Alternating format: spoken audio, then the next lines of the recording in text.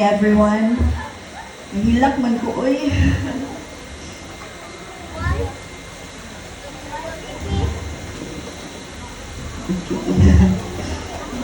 Yes, once again, good morning to our faculty and staff headed by Ms. Lilia Kahig, Honorable Koy, and PTA officials, proud parents, guardians, students, in all levels, good morning.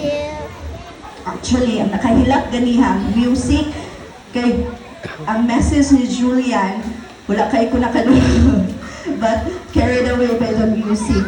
So, last week, sige ko ingon ni Julian, paghimo na, pag-draft na ang message kay Harold, ipabasa na ko kay Basildeg, mag-kurata na ito diri. So, still, wala yun nga i-send na ko. So, naghimo na lang pag-draft kahapon kanang para at least guided ko sa akong message karon. And here, I'd like to read it na lang.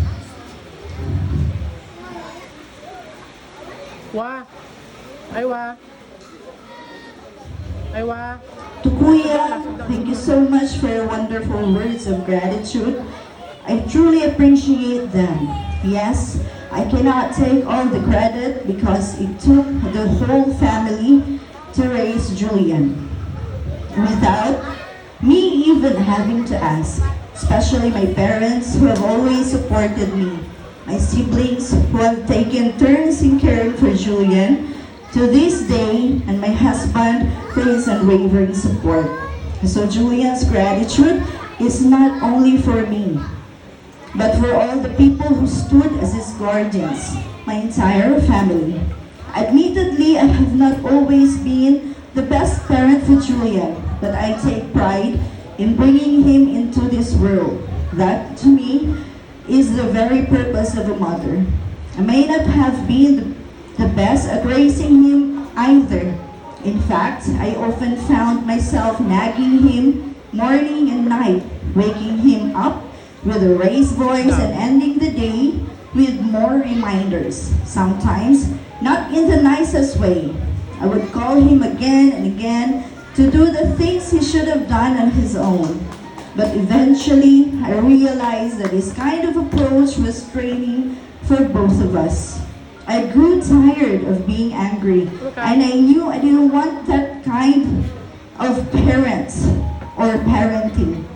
I believe many of us parents can relate, right? But we don't really want to get angry. Sometimes it just becomes an automatic response when things doesn't go our way. Still, I always remind Julian that I don't get mad without reason. I explain to him that when I get upset, it's because something needs to be corrected. Because no parent would ever want to intentionally hurt their child.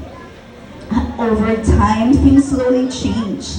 Now when I go to his room in the morning, before I even begin my litania, he would always respond na lagi ma, diba?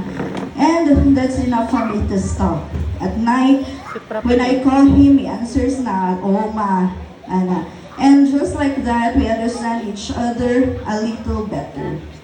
Then we live happily ever after.